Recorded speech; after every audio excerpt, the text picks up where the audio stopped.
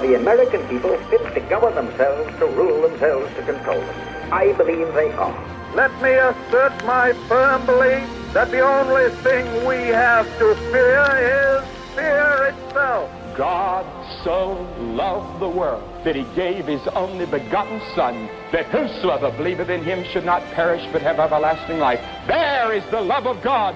And if you have any doubt concerning the love of God, look at the cross. And so, my fellow Americans, ask not what your country can do for you. Ask what you can do for your country. And I've seen the promised land. I may not get there with you, but I want you to know tonight that we as a people will get to the promised land. We establish no religion in this country, nor will we ever. We command no worship. We mandate no belief. But we poison our society when we remove its theological underpinnings. We court corruption when we leave it bereft of belief.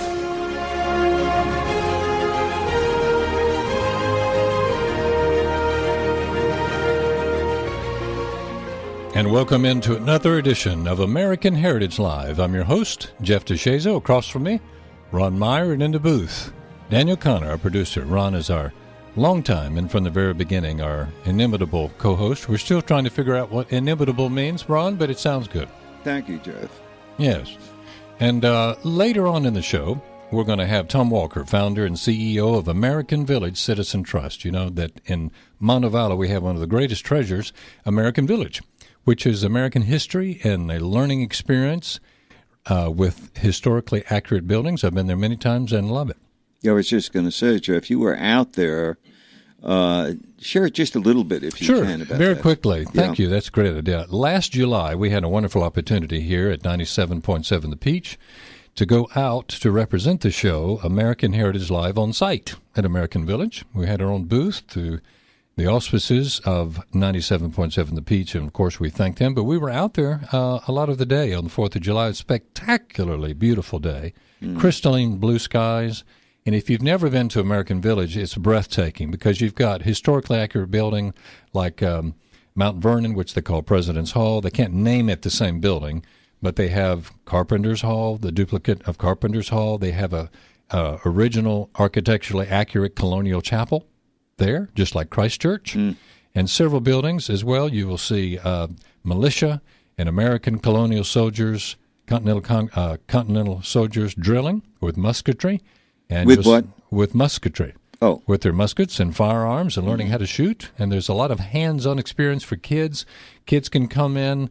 They take field trips during the year all the time, Ron, but they'll come in and learn about the Constitution, and they'll debate in Congress and protest bills and walk through a protest. Wow. So a lot of hands-on. Yeah. It's a living, breathing, hands-on experience museum. So if you've never been, ladies and gentlemen, to American Village, just Google it, get the directions there. Oh, it's an awesome place. And Ron, also later in the show, we're delighted to have Gary Warner from UAB. He's in the Malcovery Security and Center for Information Assurance and Joint Forensics Research at UAB, which is University of Alabama in Birmingham, for those who are outside the Birmingham area. Well, you're talking about cybersecurity with him, right, which is a hot-button issue right now, Jeff. Cyber terrorism, yeah. So it's going to be interesting to get his input as to what's going on and what's being done. Now, before we get too much farther, we always want to thank our sponsors who make the show possible. That is Sonny Maynard with Hometown Lenders, Jim King of Hedges and Highways Ministry, Brad Phillips and Homewood Auto Body Specialist, Jason Ingram with USA Title of Alabama, and myself also, Jeff DeShazo. I'm with Keller Williams Realty in Hoover. Been in the business going on 18 years. We've had a very hot market. Homes are selling very rapidly. It's not unusual, Ron, to get multiple offers when contracts are written for home sellers. So, ladies and gentlemen, if you're thinking about buying or selling a home, why don't you call me and write this number down. Put it in your smartphone, 205-223-SOLD, S-O-L-D. That's 223-7653, and I'd be delighted to make an appointment with you. Come by and coach you how to get your property on the market, where's the appropriate areas to spend your money and where not to get the best return for your dollar. Now, I tell you what, why don't we get a quick update perhaps of the senator, the great senator up in New York. You're talking about the senior senator. The senior senator, very senior, running 2016 presidential campaign. Yeah, well, you know, just recently now we've had the Republican candidates up in Iowa the potential candidates for president up in Iowa. Winkman, on the other hand, is staying pretty much close to Brooklyn, New York. Okay. Will be making a major speech probably around the end of April at Meshuggah University in downtown Brooklyn. Oh, come on. Pardon? Meshuggah. Yes, that's correct. And that stands for? Meshuggah is crazy. But okay. Anyway, so kind of excited about what he's going to prepare to give on that date. The student body there is very excited. They were trying to squeeze him in between the Actors Guild of New York and the Bakers Union, and they found one day that's just going to work out perfect for Winkman. So he's good. Kinkelman, by the way, Jeff, General Kinkelman, was spotted on his way to Ohio this past week.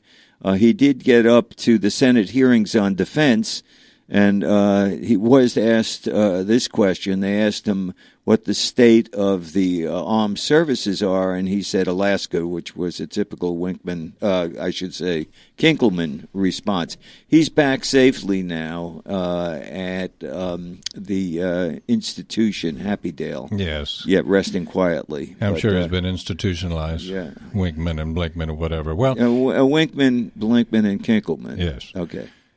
Yes. That's the latest. They all just happen to rhyme, as I understand it. Yeah.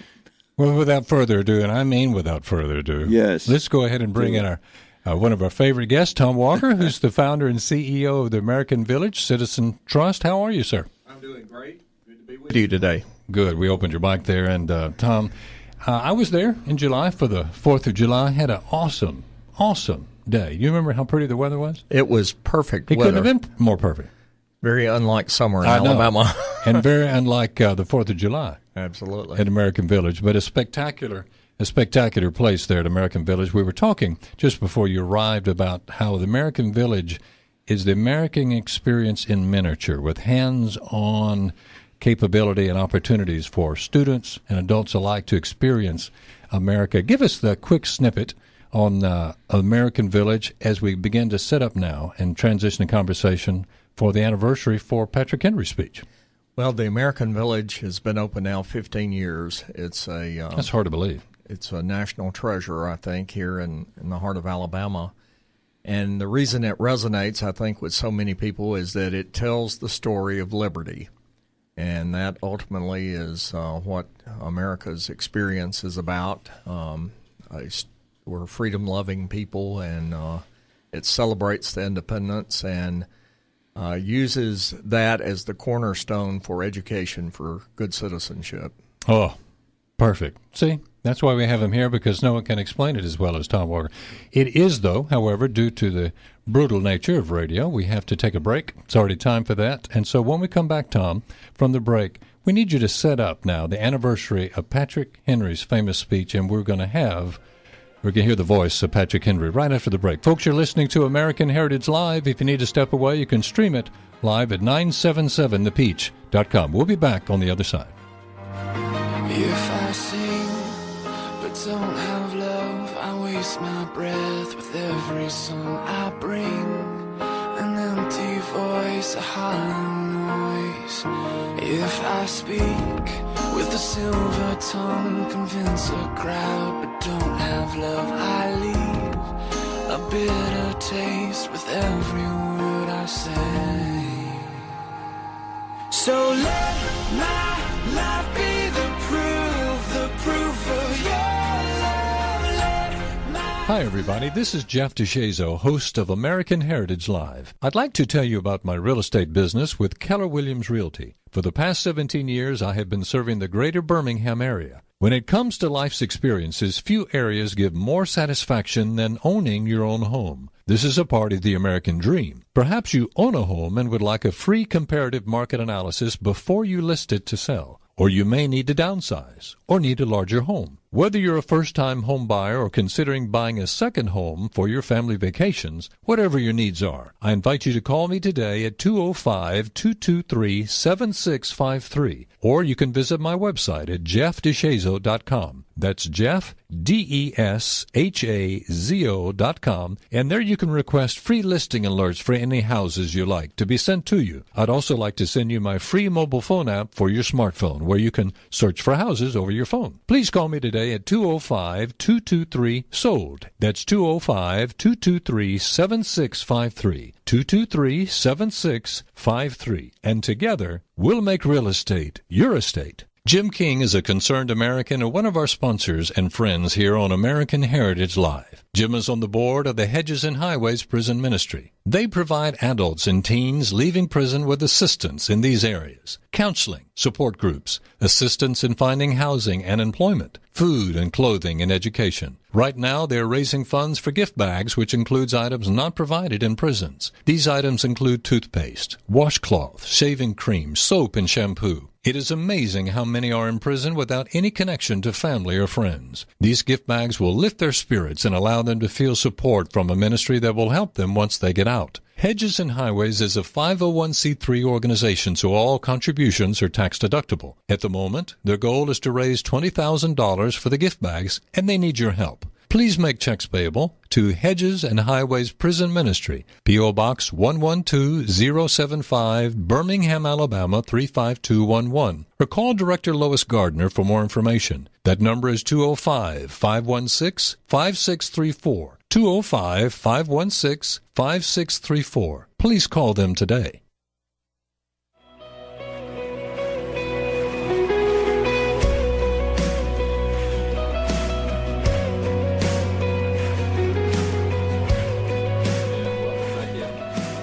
And welcome back into American Heritage Live. I'm your host, Jeff DeShazo, along with co-host Ron Meyer and the CEO and founder of American Village Citizen Trust, and that is Tom Walker. And Tom, before the break, we were talking about isn't it the 240th anniversary? It is, March 23rd. March 23rd, of Patrick Henry's speech. So give us a little background, and then we're going to hear the voice of Patrick Henry. Well, March 23rd, Patrick Henry is prophetically looking ahead and is warning the Second Virginia Convention of the next news that comes from the north, from Boston. You may remember that the Virginia House of Burgesses was dissolved by the royal governor when it declared a day of fasting and prayer when the British had closed the port of Boston. And so later the British governor abandoned his post, and so these conventions arose in Virginia that were really self-government. And so at the second one of these at St. John's Church in Richmond, March 23rd, 1775, Patrick Henry is warning the delegates of the choices. You can acquiesce, and at what cost, or you can stand for independence. And so it's a remarkable speech. Right. It's interesting because wasn't he coming from a perspective of not wanting the government to infringe on the state's rights, and he was concerned about that for our country and in the Constitution? Is that with the Constitution? Absolutely. Later, that was his concern, that there was not a Bill of Rights with the Constitution, and he strongly, if there's any one figure identified by their public words with liberty, it is Henry. And so this is the great liberty or give me death speech. And it's interesting today at the American Village, when that speech is recreated, how many people leave that experience saying, wow, that's relevant to today. We don't tell them how it's relevant to today. They form their own conclusions. But to packed houses, Patrick Henry will give that speech, and instead of a sudden burst of applause, people are just soaking it in, and then there is thunderous applause. It's a compelling piece of literature. It's a compelling piece of oratory that every American really needs to know, especially our young people. And with that, we're going to pick it up on Patrick Henry's line, I have but one lamp. And Daniel, when you're ready. I have but one lamp by which my feet are guided, and that is the lamp of experience. I know no way of judging the future, but by the past, And judging by the past, I wish to know what there has been in the conduct of the British ministry for the past 10 years to justify these hopes with which gentlemen seem pleased to solace themselves and this House. Is it that insidious smile with which our petitions have recently been received? Trust it not, sirs, for this will prove a snare to your feet. Suffer yourselves not to be betrayed with a kiss. Ask yourself how this gracious reception of our petition doth comport with the warlike preparations which cover our waters and darken our lands. Are fleets and armies necessary to a work of love and reconciliation? Have we proven ourselves so unwilling to be reconciled that force must be called in to win back our love? Let us not deceive ourselves, sirs. These are the implements of war and subjugation, the last arguments to which kings resort. And what means this martial array if not to force us to submission? Can gentlemen assign any other possible motive for it? Has Great Britain any enemy in this quarter of the world to call for this accumulation of armies and navies? No, sirs, she has none. They are meant for us. They can be meant for no other. They are sent over to bind, to rivet upon us the chains which the British ministry have so long been forging. And what have we to oppose them? Shall we try argument? We've been trying that for the past 10 years. Have we anything new to offer upon the subject? Nothing. We have held the subject up in every light capable, and it has all been in vain. Then should we resort to entreaty, to humble supplication? And if so, what terms could be arrived at that have not already been exhausted? We must not, I beseech you, deceive ourselves. We have done everything that could be done to avert this storm, which is now coming on. We have petitioned, we've supplicated, we've remonstrated, we have prostrated ourselves before the throne, we have implored its interposition to arrest the tyrannical hands of the ministry and Parliament. Our petitions have been slighted, our remonstrances have produced additional violence and insult, our supplications disregarded, and we have been spurned with contempt from the foot of the throne. In vain after these things may we indulge the fond hope of peace and reconciliation. Gentlemen, there is no longer any ground left for hope. If we wish to be free, if we mean to preserve inviolate those inestimable privileges for which we have so long been contending, if we mean not basely to abandon this noble struggle for which we have pledged ourselves never to abandon until the glorious object of our contest be obtained, then, sirs, we must fight. I repeat it, we must fight. An appeal to arms and to the God of hosts is all that is left us now. And they tell us, sirs, that we are weak and unable to cope with so formidable an adversary. But when shall we be stronger? Will it be the next week or the next year? Will it be when we are totally disarmed and a British Guard is stationed in every house? Can we hope to gather strength through irresolution and inaction, or to achieve the means of effectual resistance by lying supinely upon our back, hugging the delusive phantom of hope, until our enemy will have bound us hand and foot? Sirs, we are not weak. We are not weak if we make proper use of the resource that the God of nature has placed within our power, with the millions of peoples armed in this holy cause for liberty, and in such a country as we possess, shall prove invincible to any force our enemy may send against us. And we shall not fight these battles alone. There is a just God. There is a just God who presides over the destinies of nations, who will raise up friends to fight our battles for us. The battle is not to the strong only, but to the vigilant, to the active, to the brave. Besides, we have no election. Were we base enough to desire it, it is far too late for us to retire from this contest. There is no retreat but in submission and slavery. Our chains are forged, their clanking may be heard upon the plains of Boston. This war is inevitable, so let it come. I repeat, let it come. It is in vain to extenuate the matter. A gentleman may cry, peace, peace, but there is no peace. The war has actually begun. The next gale that sweeps from the north will bring to our ears the clash of resounding arms. Our brethren are in the field already. Why stand we here idle? What is it that gentlemen wish? What would they have? Is life so dear or peace so sweet as to be purchased at the price of chains and slavery? Forbid it, Almighty God! I know not what course others may take, but as for me, give me liberty, or give me death.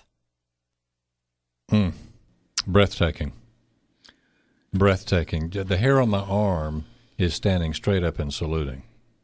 Wonderful. After about 30 seconds in. Yeah. The faith of this man. Now let me mention before Ron's question, ladies and gentlemen, the voice that you've been hearing is the voice of William Stewart, the reenactor and performer and actor for American Village, and about the majority of the famous Patrick Henry speech. And go ahead, Ron, and then Tom has a comment. I was just going to ask Tom. I've read some things about his faith. Can you share just a little bit on that? Well, as this speech excerpt that we've heard today, it's a deep faith. It's a faith that he draws upon. It's what gives him comfort to stand for liberty even at the cost of death, because that faith undergirds that we live not just for this life. The prophetic nature of this is striking when you realize this is March 23rd, and then it is the very next month, April 19th, the shot heard around the world. It's just an extraordinary unfolding of events. And, of course, the shot heard around the world launched the revolution. American Revolution. Mm-hmm. It's stunning. And, Tom, you said the reaction when Americans hear this speech is first just great silence, and then thunderous applause breaks out in reaction. Mm-hmm. Well, we want to thank William Stewart for coming in the studio and letting us hear this. Kudos to him for doing a superb job. And now let's shift gears and talk about, as we transition from the speech, and by the way, they can hear this speech on a regular basis at American Village, and the anniversary is coming up on March 23rd, which is just, not long. And but transition us down to what else is happening later in the months soon there at American Village. Well, of course, every day we're open to the public. In addition to, we're packed with students for the school year. I was looking at the list this morning of all of the schools that are coming, and they are literally spread all over the state, north to south. We got students from South Haven, Mississippi coming this week. Tremendous. We're regularly getting them from Georgia, Tennessee, Florida, and Mississippi. We've been very blessed to have had 500,000 young people come through since we opened. 500,000, think of that. 15 years ago. And so it's and what we're trying to do is to elevate their sense of what a great privilege, what a great blessing we have with liberty, so that they be better stewards and good citizens of that. Now, what can we do? We just heard a little bit of information, but for those who are listening, driving, going on the internet and streaming the show, what website? Send them to the website where they can get more information about tickets and events and information coming AmericanVillage.org. And that's one word together, AmericanVillage.org. One of the great events coming up, it's our first time to observe it with a public ceremony, and we're doing a prayer breakfast on the National Day of Prayer on Thursday, May 7th. We're very excited to have Father Jonathan Morris. Many listeners will recognize him. He's regular on Fox channel. Seen him many times. And he is a very articulate young guy who really the sincerity of his faith is just very strong, his concern for the nation. He's a regular contributor to the Wall Street Journal and numerous other media. Was a consultant when Mel Gibson did the movie The Passion of the Christ, and he's just come out with a book written about the Serenity Prayer. But we're looking forward to his leading what will be, I think, a very meaningful prayer breakfast for our nation. All right, so they can go to the website, AmericanVillage.org. And it has information about that. They could also just email, if they're interested in tickets, they're $10, which basically covers the breakfast. And they can email patriotgiftshop@AmericanVillage.org, or they can call us at 665-3535, and we'll be glad to reserve tickets. We've got about a minute left, and Ron has a question. Quick question. 500,000 kids went through that. How do you think a lot of these young people feel when they see this government slipping into ultra-liberal path? I don't. I can't speak for them. I can speak that I am troubled by where we are today. I think that we have taken for granted our liberty, and I think that George Washington warns us as our father of our country, that we have the means at our hands to effect correction when things go astray. And I think now is a compelling time for citizens to be very engaged. I do too. And with that, we're going to leave it. We want to thank Tom Walker, the CEO and founder of the American Village Citizen Trust. Folks, I can't tell you enough. You need to go visit American Village there in Montevallo. And Tom was right. He's not speaking reservedly. That is one of our national treasures, and we're very blessed, Tom, to have it right here in Alabama. It doesn't need to be a best-kept secret. And so we're trying to help Tom get the word out, to get parents and teachers. If you're listening, go to AmericanVillage.org and find out how to do field trips, get the information, get those kids down there. If your parents have kids, get them there. Sunday school teachers, take your kids there and experience American Village. And don't forget the prayer breakfast coming up on May 7th, right? That's correct. Tom, thank you. Thank you back. Thanks, Tom. Always a pleasure to be Don't with be you. a stranger. We want you to come back and keep us informed of American Village. Now, on the other side, we'll have Gary Warner from UAB as we discuss cyber terrorism and cybersecurity. You're listening to American Heritage Live. Don't go away.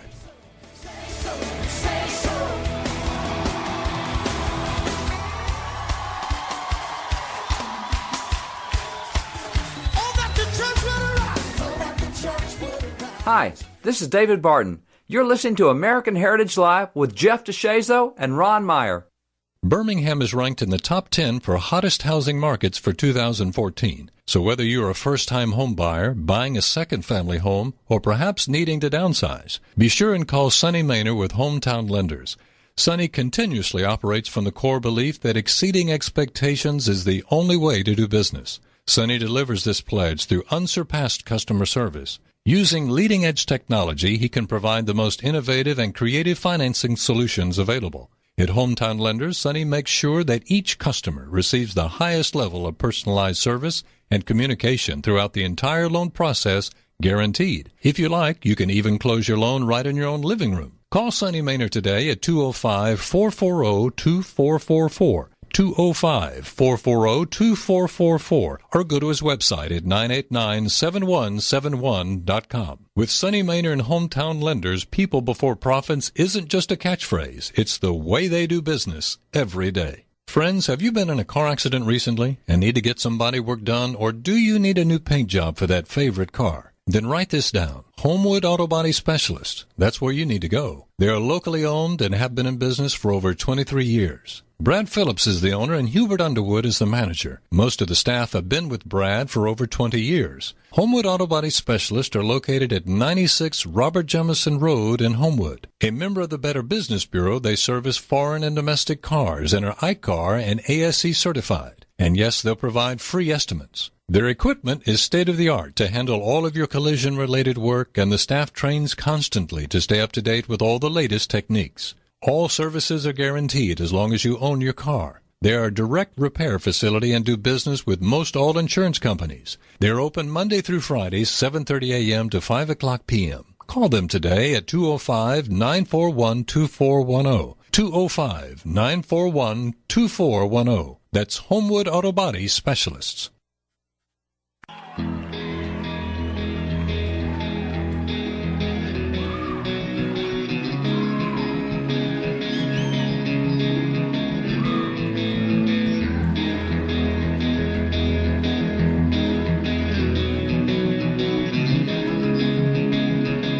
And welcome into American Heritage Live for our third and fourth segments here on the show. And I'm delighted now to welcome someone I've been trying to meet for quite a while. We were going to have him on earlier. We had to reschedule.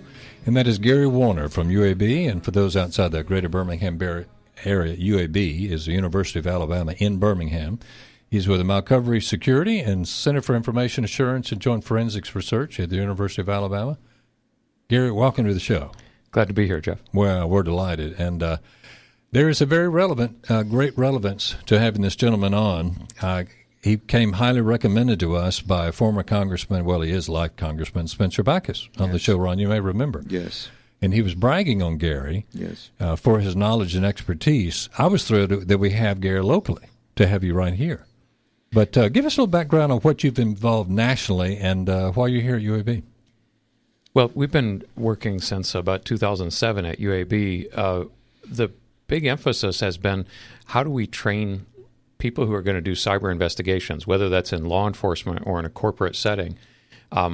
Having come out of a IT director position for an oil and gas company myself, I realized as we were trying to work with law enforcement that a lot of the folks on the law enforcement side really didn't have a proper background and training that would allow them to be successful as cybercrime investigators.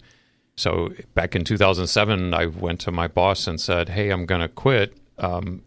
Give you as much notice as we need, but I'm going to go find a university that will let me train the next generation of FBI agents, is the way we put it. That is awesome. And they said, well, where are you going to go? And I said, I have no idea, but I'm going to start with my alma mater. I graduated from UAB with a computer science degree in 1989, so we'll start there. And it's worked out pretty well. But you're from the Midwest. Right. Grew up in Michigan, Indiana, Illinois, Ohio, all that range up there. But I've been here since I came down as a sophomore to UAB. And have been here since 1986. So you had to come to God's country to get the platform there for what he well, for what next he's doing. To New York. Wait a minute. Did want to mention. Wait a minute, New York. 2007. How much was heard about cyber security at that time? I'm maybe I was asleep for a few years there, but it seems like it's possible. The last few years, Gary, I've heard so much, obviously, of it happening. What was it like going into this thing in 2007? Well, I actually started in 2000, working really closely with law enforcement. The company I was working with allowed me to work with the FBI very closely. And at that time, the first FBI agent, I asked, how is it that you became a cybercrime agent? And he says, well, the boss came in one day and said, hey, who knows about that click and double click and right click stuff? And he says, well, I do. And they said, good, you're the cybercrime agent. And we just felt like there should be more background. But you're right, it really has been a rising crime where other types of crime have been declining. We actually have less murders, less rapes, less car thefts, these sorts of things. Cybercrime is escalating perhaps 10,000% over the last 10 years. And yet I've noticed we don't have a 10,000% increase in the budget that we're giving to it. Well, that's a good point. What is the budget like now versus 2010? Well, from a federal perspective, they've really said, and I was able to see Joseph Demarest. He's the assistant director for cybercrime at the FBI. He and I were both at the Digital Crimes Conference last week in Miami. And we got to spend a little bit of time together, and, he really is changing a lot of things. The director now has said at the FBI that cybercrime is now actually a priority on the same level as counterterrorism. Well, that's not true if you look at the way the budget is allocated. If you look at the budget allocation, it's still about 400% larger for counterterrorism. When you get down to the state and local level, it's horrible. I mean, we have large police departments that have one person dedicated to cybercrime, and they may or may not have proper training. Let me ask you, Gary, on that. One of the questions I had was, do you feel that our government is giving an appropriate response to the threat? And you're talking about the need for more funds. Is there any reason, perhaps, why we're not? Is it an awareness, or what is it, do you feel, that our response is based on now? Well, unfortunately, this is really the most underreported of all crimes. I did a TEDx talk a couple of years ago, last year here in Birmingham, and the point I was trying to raise there is, what do you do if someone breaks into your house or your place of business or steals your watch? You call the police. But what do you do if you have someone steal money out of your bank account? Well, you call your credit card company or your bank. You don't call the police. We've been trained by the financial services industry actually not to report these things as crimes. And because of that, we really don't know how much money has been stolen by cybercrime. There isn't a good answer to that question. What are the banks? That's a good point. First of all, the banks are being attacked too, big time, right? So how are the banks handling this, one for the individuals and two for themselves right now? Right. There's a big difference in the way financial crimes happen for consumers versus corporations. So if you or I had our personal bank account broken into, this federal, the FDIC, the Federal Deposit Insurance Corporation, will give us our money back. So the bank will make you whole if you're an individual, up to $250,000 per account. But if you're a corporation, the question really is getting into who's responsible when you become a victim. Exactly. So think it's a tricky scenario. If you have a computer virus in your computer at your place of work, and that virus gives the criminal remote control access to your computer, he can watch you log into your bank account, and then he can use your computer in your workplace to log into your bank account and transfer all your money overseas. Oh, my goodness. When that happens, who's responsible? You are, probably. Well, the bank would say, well, it happened on your computer. You had a virus on your computer. It's not our fault. We don't do the cybersecurity on your PC. And yet the consumer will often say, but you should know that I've never in my history of my company wired $3 million to China. Why would I do it now? And it's a gray area. Most of the time, the bank is going to make you whole because they value your future business. And yet, when it really comes down to it, if we start having consumers lose $3 million a week, eventually the bank has to say, "Whoa, we got to put the brakes on here." And so that really comes down to contracts. And it's important for a commercial customer of a financial institution to read the contract and maybe go and sit down with their banker and say, "Hey, what if I get hacked? What if somebody uses my computer to imitate me and wires all my money overseas? What do we do about that?" And it's a conversation worth having because the banks have lots of protections they can offer you, but some of those will have costs associated. Let me do this before we get ahead of ourselves down the road too much. Let's back up a little bit, Gary, and get you to give us a working definition of what you can differentiate it in two categories if you want: cybercrime and cyber terrorism. But for listeners who may be not familiar with that workable term, go into that a little bit. Sure. When we talk about a cyber crime, we're really talking about any crime where the act of stealing or whatever the end result is enabled by a computer. So if I were going to knock your radio station off the air, I could do that with a cyber crime called a DDoS attack. But it's a cyber crime because I'm using a computer to perform the crime.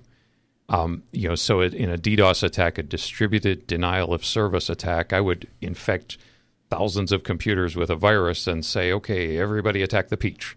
And we could knock you off the internet with that. And it's a very common type of attack. Other times the computer is used as an instrument to help steal money or to perform extortion, lots of different ways. Now, cyber terrorism it's all about what is the end goal. Terror the motive. Yeah, terror is, can I make you afraid? I mean, really, it's about, can I change the way you respond to a political situation, usually a political situation, by creating a fear environment. All right, so cyber terrorism, let's shift there a little bit because that was one of the primary reasons I wanted to have you here, because it's been in the news.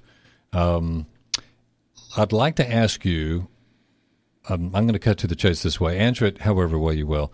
But whom do you feel is behind the most, if possible to categorize it that way, behind the attacks on our government concerning cyber terror? Where are the attacks coming from concerning our own government? Is that a fair question? Yeah. I think there's a couple of things that have to be addressed there. When you talk about a targeted attack like that, unfortunately, most organizations don't know whether they've been a victim of a targeted attack. We go through this at Malcovery Security, where we have large financial institutions and lots of other types of online businesses as customers. People will say, "Oh, our CEO has been targeted in a cyber attack." And we say, "Why do you think that?" And they say, "Well, because it named him. It sent him an email with a computer virus attached, and it had his name and his email address." Mm-hmm.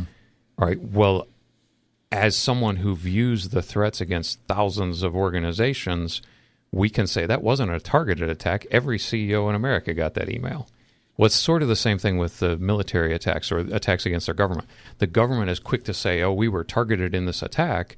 But in many cases, if you only look at the government's network traffic, you say, well, the government was targeted. But some of those attacks actually attacked everyone who has a computer, and they call it a targeted attack against the government because that's the only computers they're monitoring. Okay. Now, there are true attacks against the government, and we do see that most of these are state actor attacks. I'm sorry, most of these are? A state actor, a foreign government is behind that attack. Obviously, the culprits that everybody talks about, China is the number one.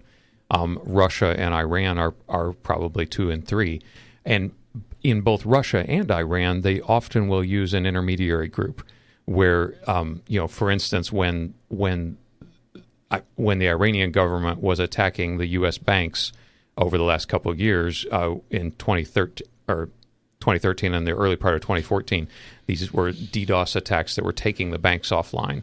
And they created these fictitious attack groups to say, it's an attack against, by someone who's upset about the anti-Islamic video on YouTube. Mm-hmm. And so they called it the Al-Qassam cyber fighters. Right. Well, there's no such people as the Al-Qassam cyber fighters. That was a front for government-sponsored attacks. And we see the same thing when Russia invaded South Ossetia in Georgia. They said that the youth, Putin's youth, had rised up and attacked. But, it was a government-sponsored attack. They're using an intermediary boogeyman. Okay. I understand the intermediate groups now. I'll tell you what, Gary. Let's go take a break real quick, and then Ron has a follow-up question for you. Folks, you're listening to The Voice of Gary Warner. He is in the Malcovery Security and Center for Information Assurance and Joint Forensics Research at University of Alabama in Birmingham, UAB. And we're delighted to have him. Now, stay where you are, and if you need to leave, start streaming at 977thepeach.com, because we're going to get into the weeds a little bit and how this everyday occurrence can affect you, and we're going to ask Gary some solutions, maybe some things that we can do to get out of this or protect you. We'll be back on the other side.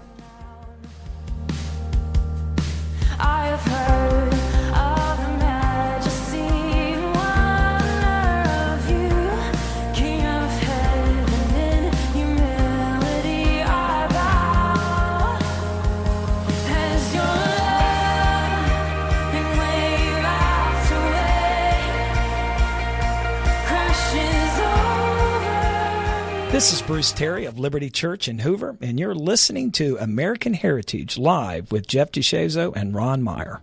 Where do you go to order a property title or schedule a closing on a home? Call Jason Ingram, closing agent and account executive with USA Title of Alabama. USA handles property searches statewide and can close loans at your home or work, the agent's office, or a point in between. You'll love their website, where you can monitor your transaction 24 hours a day using their Sure Close technology. And you can also print up documents needed for your closing. At USA, they are dedicated to providing superior service when searching property records, serving as escrow and closing agent, and issuing title insurance for their customers. USA is also a great asset for buyers and sellers and real estate agents that are looking for a flexible partner that can close anywhere. Call Jason Ingram today with USA Title of Alabama at 205-876-1560. 205-876-1560 for your title and closing needs, or just go to their website at usatitleal.com.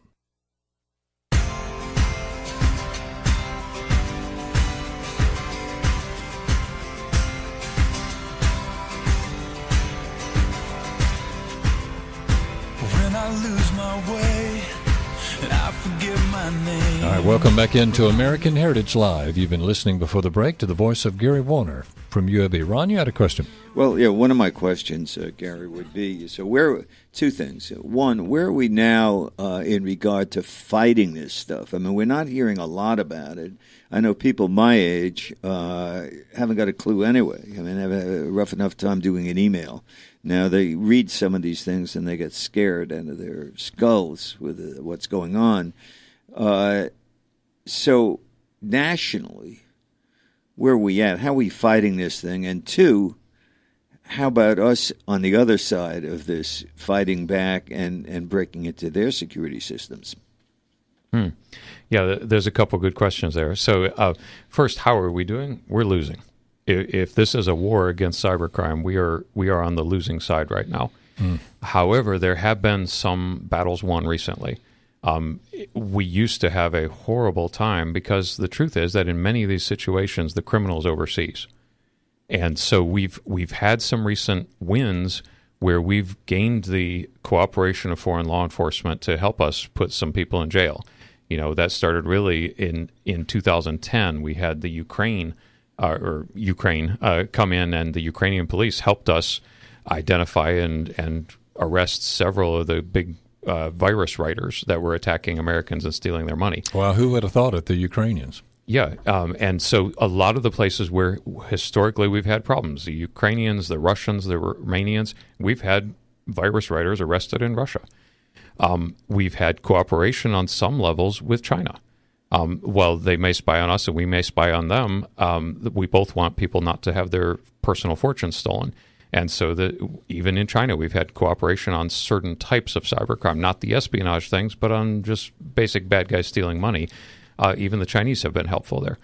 Where we still are having a lot of problems, though, is in the Middle East. We're dealing with a lot of cybercrime, both in Eastern Europe and in the Middle East, where there's just no one to go to. We know the bad guy lives in Tunisia, Algeria, Morocco, and there's no one there who's going to help us.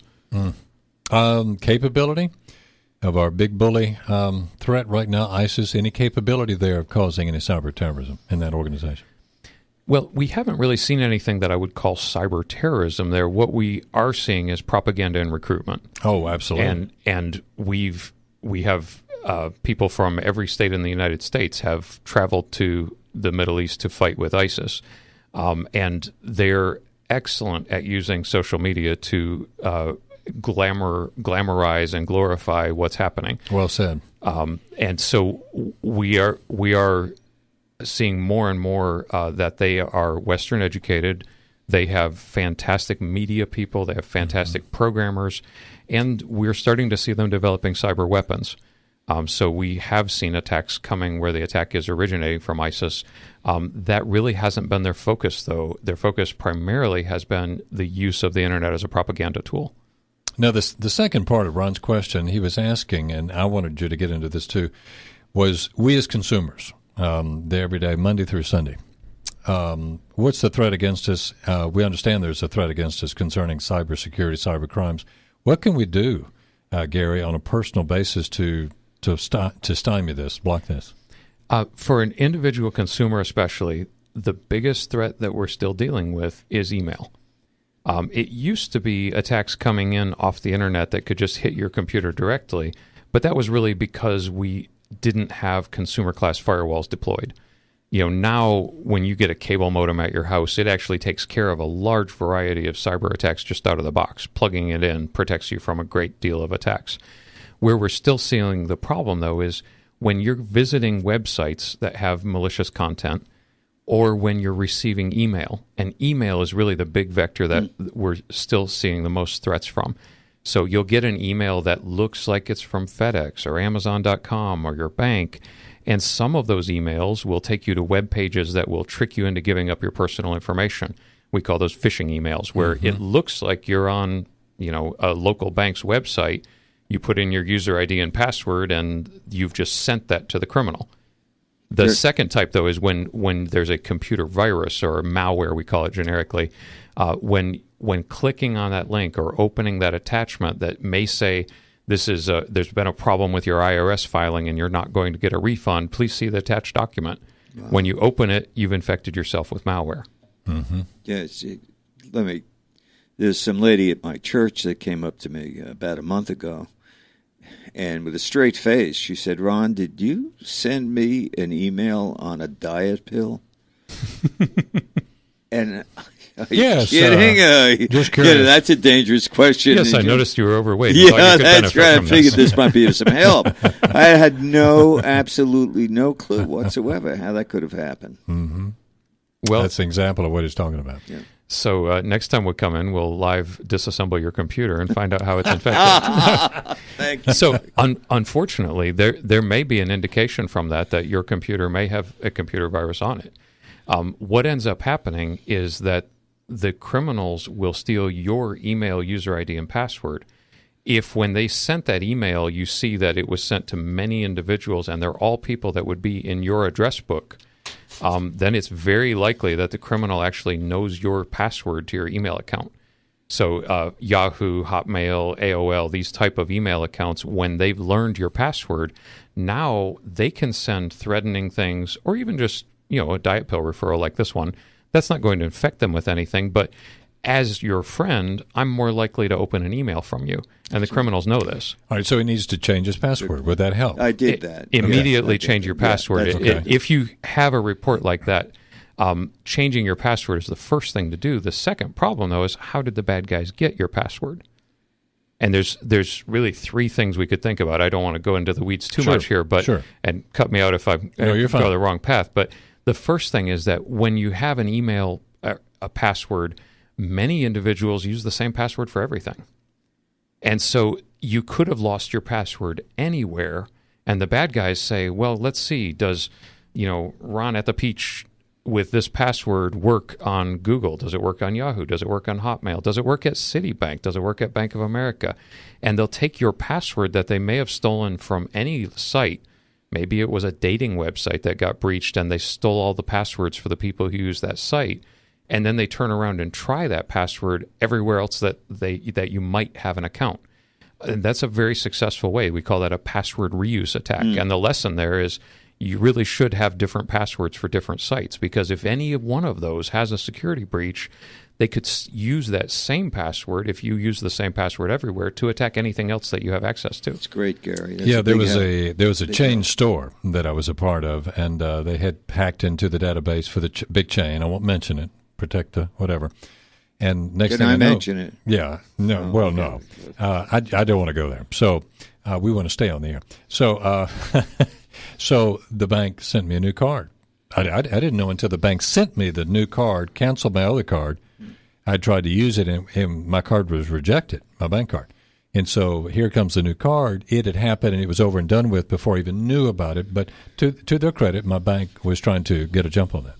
Now, the second place with that password, though, is that if you haven't used that same password in other places, changing your password might not help, because the way the criminal got your password may be that they have a password stealing software installed on your computer. So you change the password on that same infected computer, and they immediately know the new password as well. Especially if it was a longer, harder to guess password, it's a good indication. So if you have a very complicated password, a very long password, they didn't just guess that. They had to have stolen it. And the primary place they would steal that is from your own computer. That's amazing, Gary. Jeff, I wanted to just mention this. I mentioned it earlier, Gary, and getting back again to the terrorism. This is something that came out, and let me read this real quick. When Hurricane Sandy struck the New York City area in 2012, thousands of people were stranded without vital services like electricity, transportation, as repair crews struggled to get systems back up running. Daily malicious hackers threaten a similar disaster as they probe the computers that control those systems.